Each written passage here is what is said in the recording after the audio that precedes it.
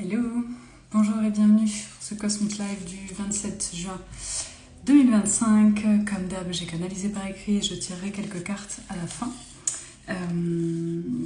Si vous avez des questions pendant le direct, vous pouvez me les poser.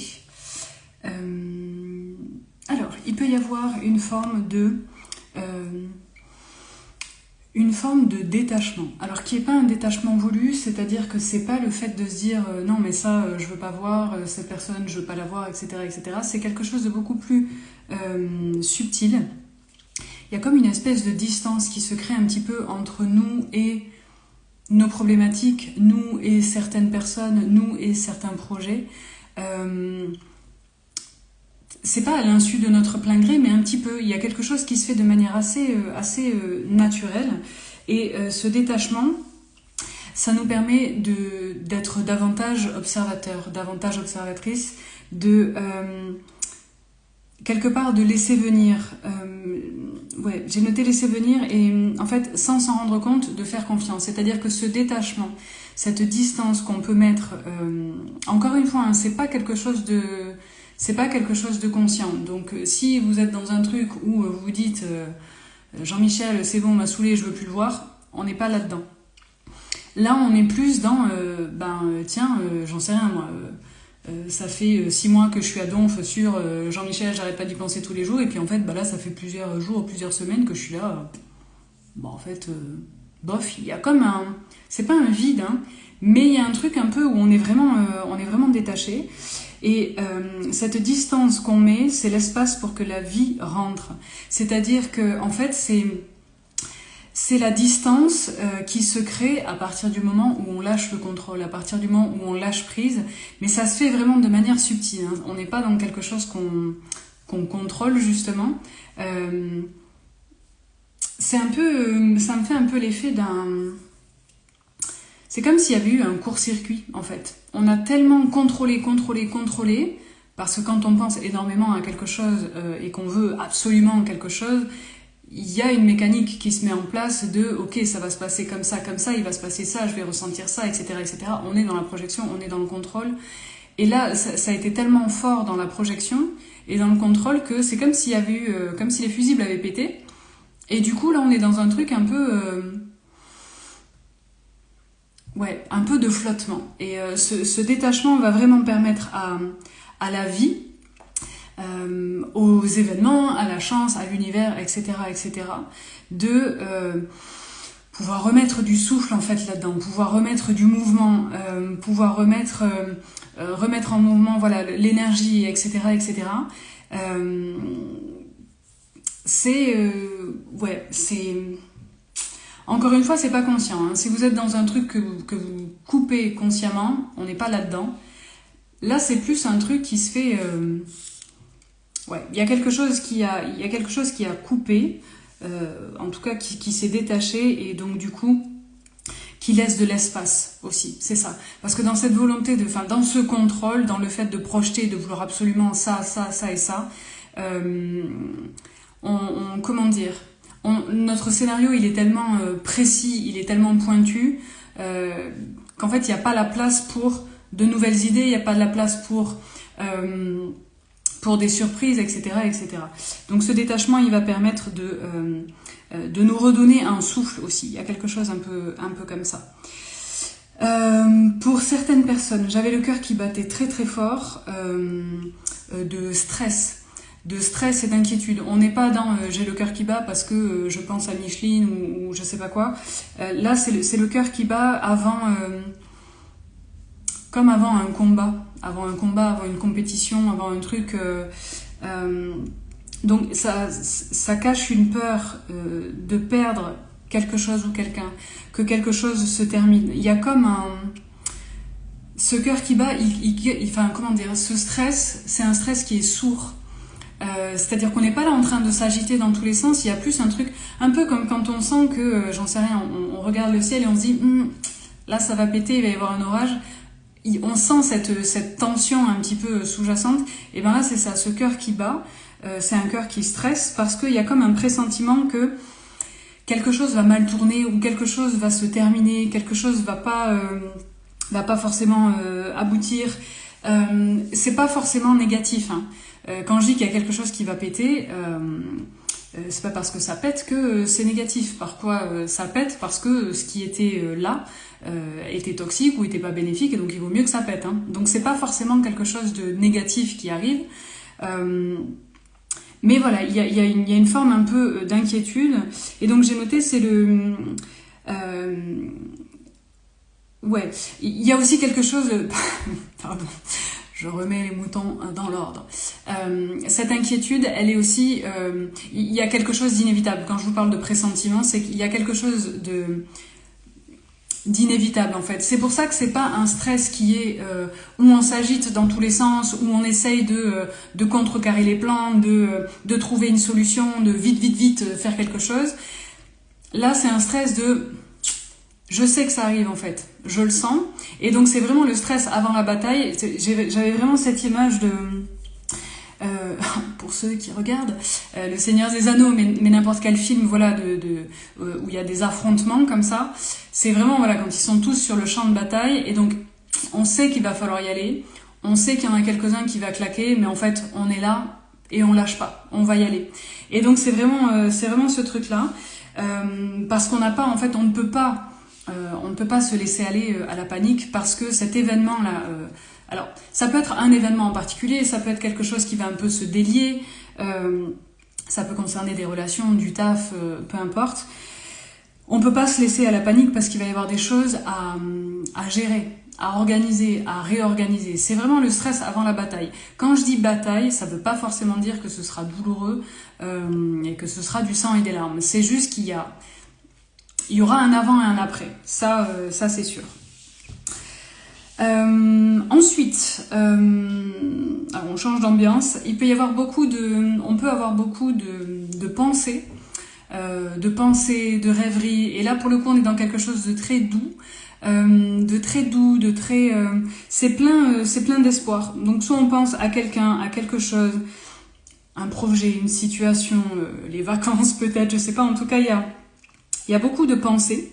Et c'est comme si on se donnait enfin le droit d'avoir quelque chose ou quelqu'un. C'est-à-dire que ces rêveries, avant, on pouvait avoir une espèce de petite voix, voilà, quand j'étais en train de rêver, j'en sais rien, putain, ce serait bien si j'avais ça, nanani, nanana, je pouvais avoir une petite voix derrière qui venait me dire, ouais, calme-toi, rêve pas, c'est pas demain la veille. Vous voyez, un truc qui vient un peu nous saboter comme ça, nous couper l'herbe sous le pied, alors que là, on s'autorise en fait ces rêveries, on s'autorise l'espoir, on s'autorise à rêver à quelque chose de doux pour soi. Et ça vient nous montrer que quelque chose a changé à l'intérieur de nous, dans le, comment dire, dans notre rapport à nous-mêmes et dans la vision qu'on a de nous-mêmes. C'est-à-dire que si on s'autorise à rêver, quel que soit le rêve, hein, ça peut être... Là, j'avais beaucoup de pensées... ouais, un peu douce, un peu tendre, un peu... le mot qui me vient, c'est un peu niais, mais niais pas dans le mauvais sens du terme, quelque chose d'un peu de tout doux, un peu tout doux, chamallow, et pas forcément, voilà, en lien avec quelqu'un. Ça peut être aussi par rapport à des projets, quelque chose qu'on a envie de voir émerger, qu'on a envie de construire, etc., etc. En fait, on s'autorise à avoir ça, et donc quelque part, s'il n'y a pas juste derrière la petite voix qui vient vous dire « Eh oh, slow down », pas du tout, c'est qu'il y a quelque chose qui a shifté à l'intérieur et qui dit « J'ai le droit d'avoir ça. Je suis à la hauteur de ça. » Il y a vraiment une notion de mérite et davantage de douceur par rapport à soi, davantage de compassion, une meilleure image de nous-mêmes, une meilleure estime de nous-mêmes, qui fait qu'on s'autorise à rêver à des choses douces en se disant ok, il n'y a pas de raison que ça arrive pas en fait, puisque je le mérite. Et c'est pas je le mérite dans le sens de revanche, oui je le mérite bien, nanana.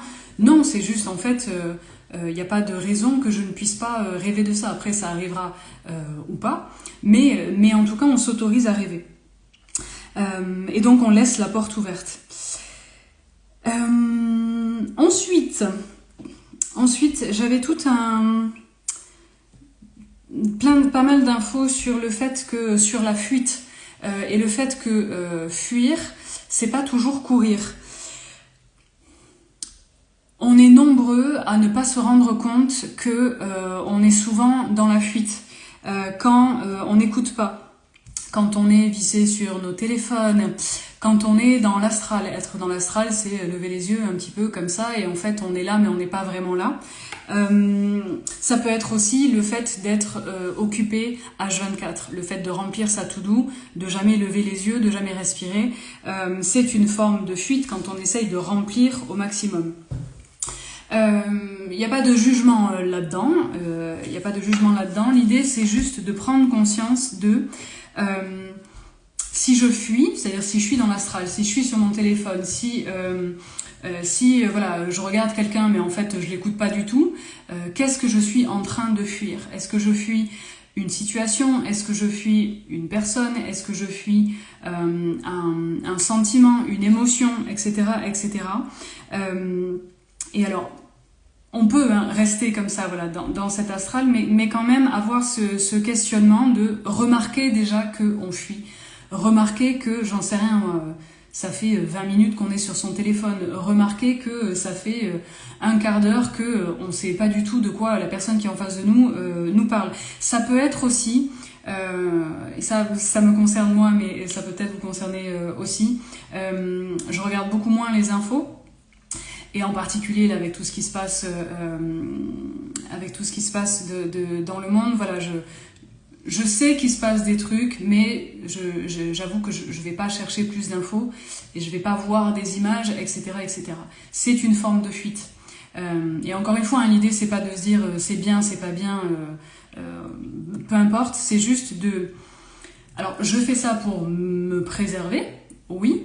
Mais parce qu'en fait, ça me mettrait face à quoi? Ça me mettrait face à la détresse, ça me mettrait face à mon impuissance, ça me mettrait face au désespoir, ça me mettrait face à tout ce qu'il y a de plus incontrôlable et de manque d'humanité dans l'humanité, justement. Donc, rien que de vous en parler, ça m'affecte.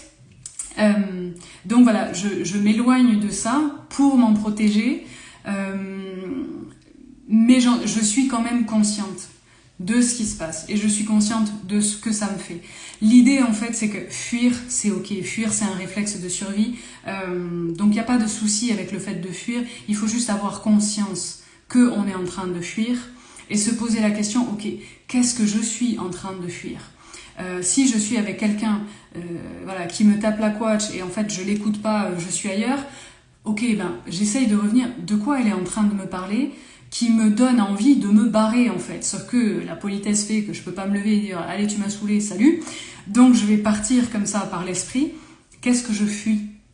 Quelle est la situation que je fuis? Remplir, c'est pas forcément la peur du vide. Alors ça peut, et c'est en grande partie ça, mais derrière le vide, il y a d'autres choses. Pour tous ceux qui sont en mode, voilà, tout doux sur tout doux sur tout doux, le fait de remplir comme ça, oui, c'est pour remplir le vide, mais dans ce vide, il y a quand même des choses. Est-ce qu'on est en train de fuir une émotion? Le vide, ça peut aussi faire référence à une solitude profonde, à une impuissance profonde. Le vide, en fait, c'est juste le petit paravent. Derrière, il y a quand même plein de choses.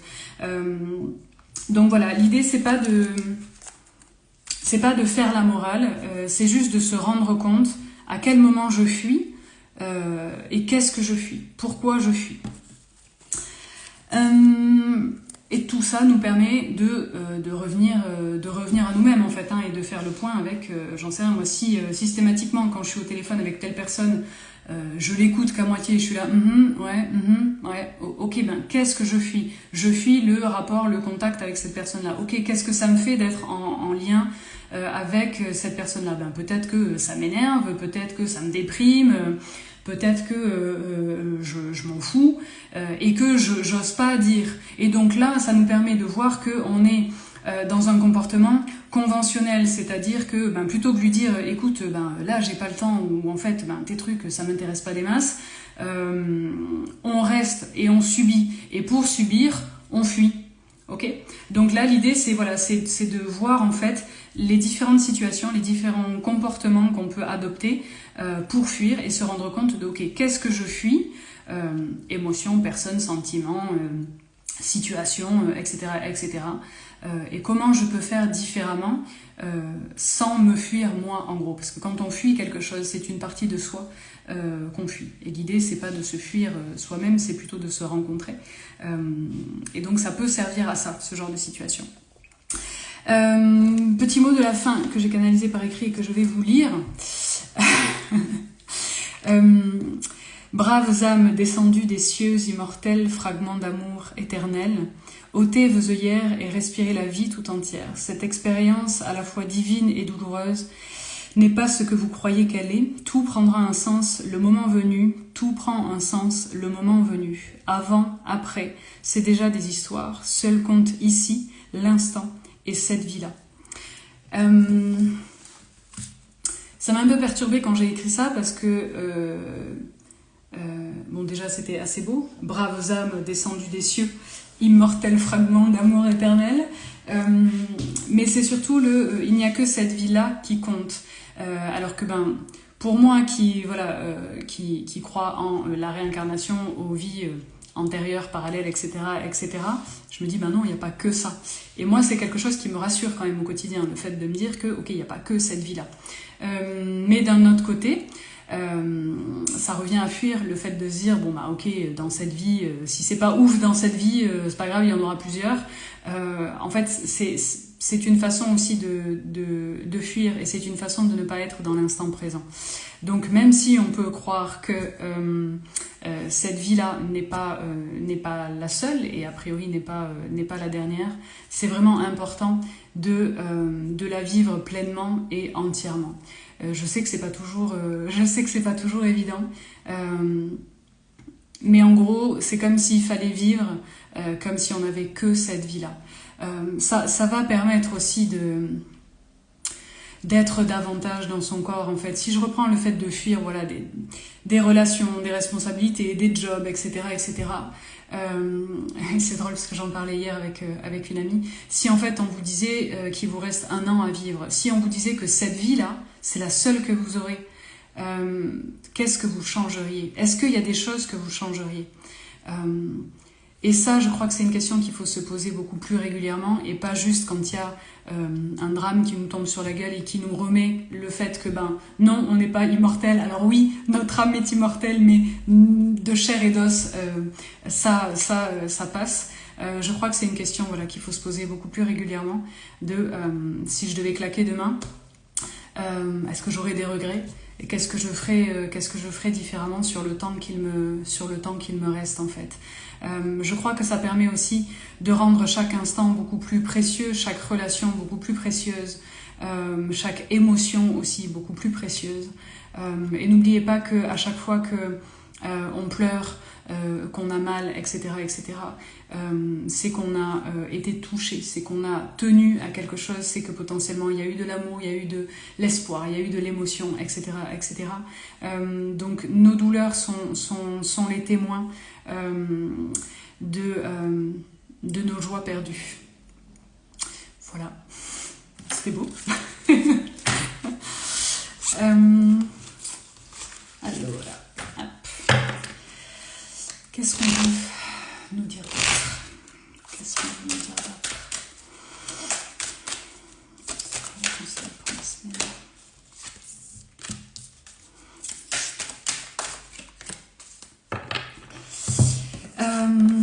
Alors, il va peut-être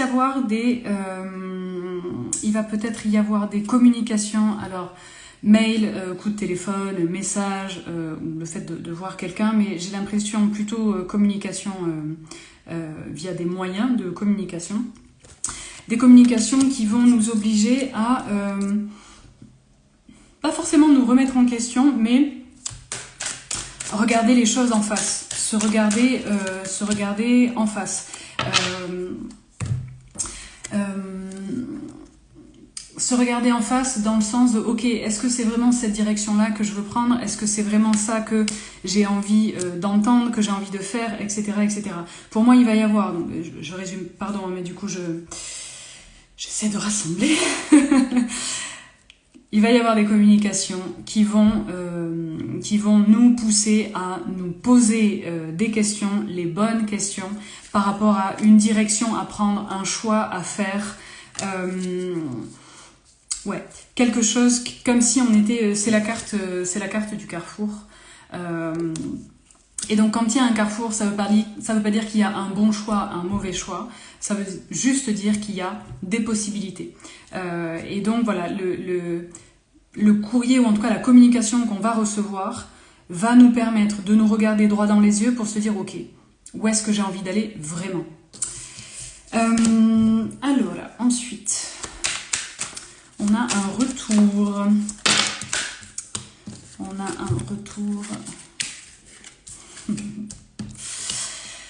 Le retour, il peut parler du retour de quelqu'un, il peut parler du retour de...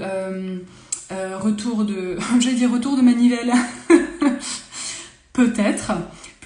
En tout cas, il y a quelque chose qui comme si quelque chose se remettait en marche. Donc ça peut être le retour de quelqu'un dans votre vie, ça peut être le retour d'un projet qu'on avait mis un peu de côté, ça peut être le retour de la joie, ça peut être le retour de l'amour, ça peut être, voilà, j'ai un peu la vision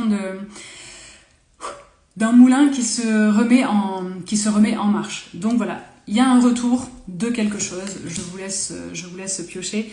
Potentiellement, ce retour, c'est quelque chose un peu d'inattendu, comme si on s'y attendait plus, on l'attendait plus. Et ça, pour moi, c'est en lien avec le détachement dont je vous parlais en début de guidance. C'est pas qu'on avait perdu espoir, mais voilà, on avait un peu laissé filer ce truc-là, et pour moi, ça va revenir. Je vous montre les cartes, parce que voilà, donc, il y a aussi ça. Des fois qu'on n'est pas compris, il y a ça. Des fois qu'on n'est pas compris, il y a ça. Donc, alors là, il y a la carte de l'étranger, mais pour moi, ça parle vraiment en gros, dans les trois cas, alors, ça peut parler de maternité, pour la semaine à venir, donc ça peut parler de maternité au sens propre, ça peut parler de gestation, quelque chose qui est entre nos mains, et donc qu'il faut nourrir, qu'il faut couver presque. Il y a quelque chose un petit peu comme ça. Ouais, il y a quelque chose autour du fait de, puisqu'à chaque fois sur les trois cartes, je vous montre pour celles et ceux qui ont fait l'atelier interpréter les cartes avec moi. En fait là, donc on a l'enfant, la fécondité et l'étranger. Et en fait à chaque fois on a quelqu'un qui veille sur quelque chose. Quelqu'un qui veille sur quelque chose. Quelqu'un qui veille sur quelque chose. Et donc oui, ça peut parler de maternité, ça peut aussi parler du fait de materner, du fait de veiller sur quelque chose ou quelqu'un. Pourquoi on a à veiller sur quelque chose ou quelqu'un? Pour certains, ça va être lié à l'amour, pour d'autres, ça va être lié au travail. Donc il y a cette idée que... Et en fait, c'est drôle parce qu'on est un peu j'allais dire, à revers. En gros, si je vous fais techniquement, c'est d'abord, on a ça. Non, là, il est déjà sorti, mais en fait, cette carte est tombée en premier, alors que là, le truc qu'on maternait est sorti, en quelque sorte. Alors que là, on est à l'intérieur, et là, on est à l'intérieur, et on le voit pas. Donc, c'est un peu étrange, ce truc un peu à rebours. Je vais juste demander pourquoi on a ce truc comme ça à rebours. Ouais, pour moi, c'est vraiment en lien, je vous le disais aussi juste avant, avec quelque chose qu'on n'attendait plus.